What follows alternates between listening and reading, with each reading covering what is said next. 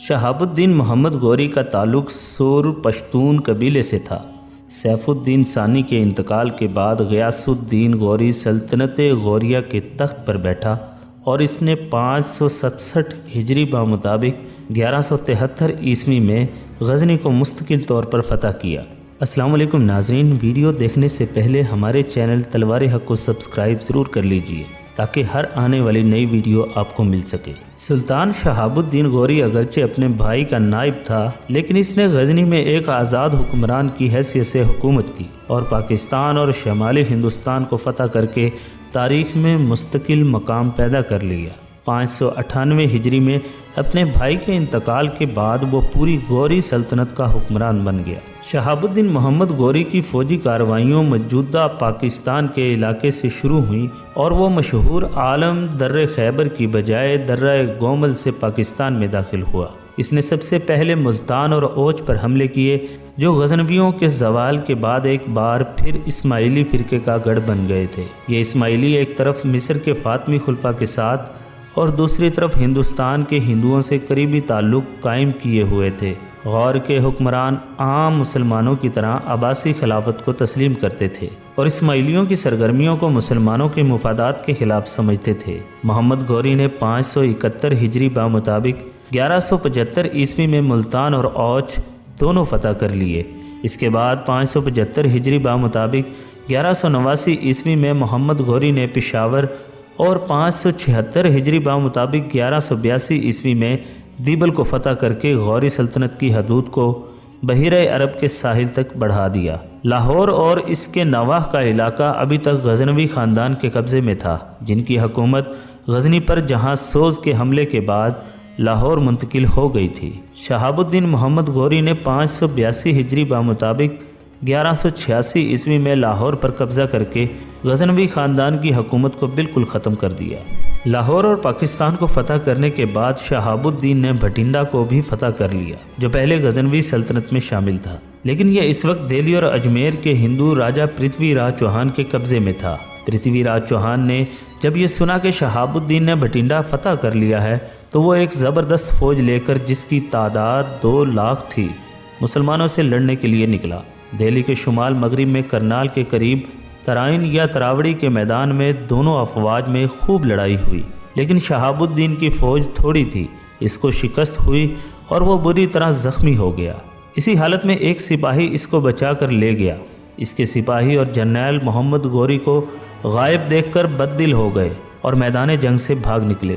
محمد غوری کو زخمی حالت میں لاہور لایا گیا، جہاں سے وہ غزنی پہنچا۔ شہاب الدین کو اس شکست کا اتنا رنج ہوا کہ 1 سال تک اس نے عیش و آرام کی زندگی نہیں گزاری۔ اس نے اپنے جرنیلوں سے بات چیت تک ترک کر دی۔ بعض جرنیلوں کو اس نے سخت سزائیں دی۔ بالآخر اس نے تمام جرنیلوں کو تربیت یافتہ فوج تیار کرنے کا حکم دیا۔ کچھ عرصہ بعد ایک بڑی فوج، جس کی تعداد 1,20,000 جمع کر لی، وہ اس فوج کو لے کر پچھلی شکست کا بدلہ لینے کے لیے دہلی کی طرف روانہ ہوا۔ ادھر سے پرتھوی راج بھی بھارت کے 250 راجاؤں کی مدد سے 3 لاکھ سے زائد فوج اور کئی ہزار جنگی ہاتھی لے کر روانہ ہوا۔ دونوں جرنیلوں کی افواج ایک بار پھر ترائن یا تراوڑی کے میدان میں آمنے سامنے ہوئیں۔ راجہ پرتھوی راج چوہان نے محمد غوری کو خط لکھا اور نصیحت کی کہ اپنے سپاہیوں کے حال پر رحم کھاؤ اور انہیں لے کر غزنی واپس چلے جاؤ، ہم تمہارا پیچھا نہیں کریں گے۔ لیکن شہاب الدین غوری نے نہایت متانت سے جواب دیا کہ وہ اپنے بھائی کے حکم کے مطابق عمل کرتا ہے، اس لیے بغیر جنگ کے واپسی ناممکن ہے۔ اگلے دن دونوں افواج کا آمنا سامنا ہوا۔ جنگ سورج طلوع ہونے سے پہلے شروع ہوئی، جبکہ ظہر کے وقت تک ختم ہو گئی۔ شہاب الدین غوری کو فتح ہوئی اور پرتھوی راج چوہان کو شکست ہوئی۔ اس نے میدان جنگ سے بھاگ کر جان بچائی، مگر دریائے سرسوتی کے پاس سے گرفتار ہوا۔ سلطان محمد غوری کے حکم پر اسے قتل کر دیا گیا۔ اس جنگ کے دور رس نتائج برآمد ہوئے۔ مسلمانوں کا مقابلہ کرنے والا کوئی نہ رہا، اگرچہ قنوج اور انہل لواڑہ کے راجاؤں نے اطاعت سے انکار کیا، مگر شکست کھا کر مسلمانوں کے سامنے جھک گئے۔ اس طرح مسلمانوں کی ایک عظیم سلطنت ہندوستان میں قائم ہوئی، جو 1857 عیسوی تک قائم رہی۔ پرتھوی راج کو شکست دینے کے بعد شہاب الدین نے دہلی اور اجمیر بھی فتح کر لیا اور اس کے سپہ سالار ملک محمد ابن بختیار خلجی نے آگے بڑھ کر بہار اور بنگال کو زیر نگین کیا۔ اس طرح پورا شمالی ہندوستان اور پاکستان مسلمانوں کے قبضے میں آ گیا۔ ہندوستان اور بنگال میں مسلم اقتدار کے بانی اور ایک بیدار مغز حکمران کی حیثیت سے شہاب الدین کا پایہ بہت بلند ہے۔ اس کی فتوحات محمد غزنوی کی لشکر کشی کے مقابلے میں زیادہ مفید ثابت ہوئیں۔ وہ محمود کی طرح کسی علاقے کو فتح کر کے واپس نہیں جاتا تھا، بلکہ اس کو اپنی سلطنت میں شامل کر لیتا تھا۔ اس نے برصغیر پاک و ہند میں مسلمانوں کی مستقل حکومت قائم کر دی اور اس طرح وہ کام مکمل کر دیا جو 500 سال قبل محمد بن قاسم نے شروع کیا تھا۔ شہاب الدین کے زمانے میں غیر مسلموں کی اکثریت نے اسلام قبول کیا۔ دریائے جہلم اور سندھ کے درمیان خوکر نامی ایک قوم آباد تھی جن کے یہاں ایک مسلمان قید تھا۔ یہ مسلمان ان لوگوں کو اسلام کی خوبیاں بیان کرتا رہتا تھا جسے وہ لوگ بڑی دلچسپی سے سنتے تھے۔ ایک دن ان کے سردار نے کہا کہ اگر میں مسلمان ہو جاؤں تو تمہارا بادشاہ میرے ساتھ کیا سلوک کرے گا؟ مسلمان قیدی نے جواب دیا کہ اگر تم مسلمان ہو جاؤ تو یقین دلاتا ہوں کہ بادشاہ تمہارے ساتھ بڑا اچھا سلوک کرے گا۔ کھوکروں کے سردار نے جب یہ بات سنی تو اس نے اسلام قبول کر لیا۔ مسلمان نے ایک خط کے ذریعے اپنی گفتگو کی اطلاع سلطان شہاب الدین کو دی۔ شہاب الدین نے اس کے جواب میں سردار کو انعام و اکرام سے نوازا اور علاقے کی جاگیر اس کو دے دی۔ اس کے بعد اس کی قوم نے بھی اسلام قبول کر لیا۔ اسلام قبول کرنے سے قبل کھوکر بہت سی برائیوں میں مبتلا تھے، جن میں ایک دختر کشی بھی تھی۔ یہ لوگ عہد جاہلیت کے عربوں کی طرح لڑکیوں کو قتل کر دیتے تھے۔ اسلام لانے کے بعد یہ بری رسم بھی ختم ہو گئی۔ پاکستان میں بلوچستان کے پہاڑی علاقوں کے پٹھان بھی اسی زمانے میں اسلام لے کر آئے۔ یہ وہ زمانہ تھا جب سلجوکیوں کے بعد خراسان اور ترکستان میں خوارزم شاہی خاندان کی حکومت قائم ہو گئی تھی۔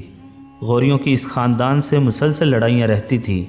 غیاث الدین کے بعد شہاب الدین کے زمانے میں یہی لڑائیاں جاری رہیں۔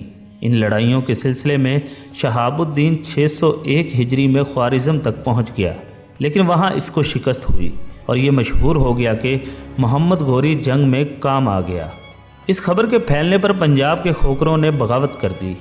محمد غوری فوراً پنجاب آیا اور بغاوت فروغ کی، لیکن بغاوت فروغ کرنے کے بعد جب وہ واپس جا رہا تھا تو دریائے جہلم کے کنارے ایک اسماعیلی فدائی نے حملہ کر کے انہیں شہید کر دیا۔ ان کا مقبرہ ضلع جہلم کی تحصیل سوہاوا میں چکوال موڑ جی ٹی روڈ سے 17 کلومیٹر کے فاصلے پر چوہان گاؤں میں واقع ہے۔